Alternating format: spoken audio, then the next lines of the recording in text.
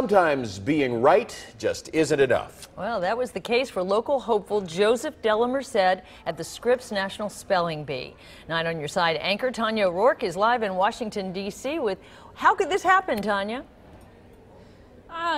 Here's what happens, Clyde and Carol. By the way, hello, good to see you.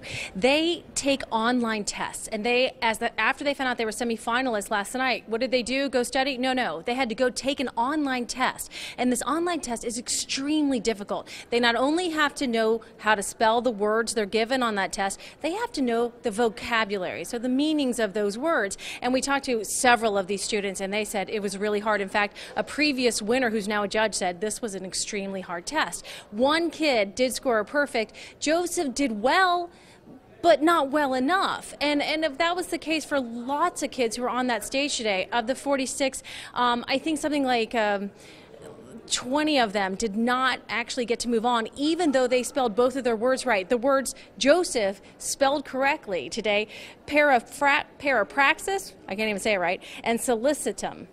I don't even know if you guys could try to spell those. You want to try, Carol? No. Well, except I saw solicitum earlier. That kind of helps me. You know, Tanya, you had mentioned earlier this week about how Joseph's entire family went to support him. How disappointed are they feeling tonight?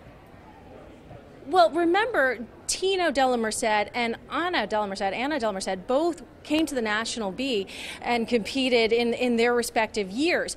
And so for the first time ever, because of other commitments, they had not always been able to be together at the Bee. This year, they were able to be together at the Bee because Tino was graduating on Sunday, so they decided to all come together.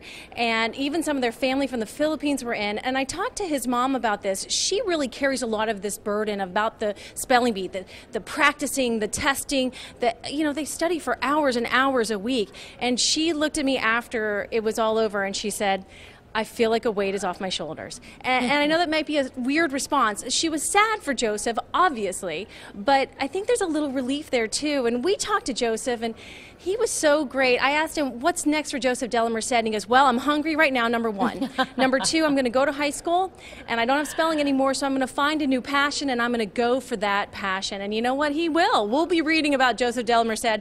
Don't you worry about that, guys. No doubt about that, Tanya. And what happens tonight?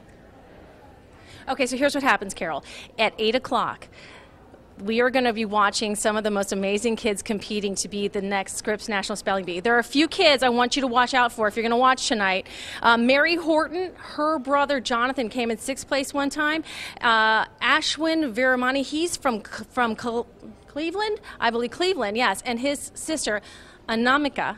I think I said that wrong. I'm pretty sure I did. She won in 2010. And then there's a kid, if you just want to watch for just fun, Jacob Williamson. This kid is the most animated kid I've ever seen. And one of the reporters was talking to him a little earlier and asked him, hey, are you going to calm down for the evening for the Nationals? And he said, no way. I am going to be as animated as it gets. So I'm looking forward to watching him tonight. Of course, we'll have the whole wrap-up for you tonight at 11 when we have a new champion, guys. All right. We'll look forward to that, Tanya. Thank you.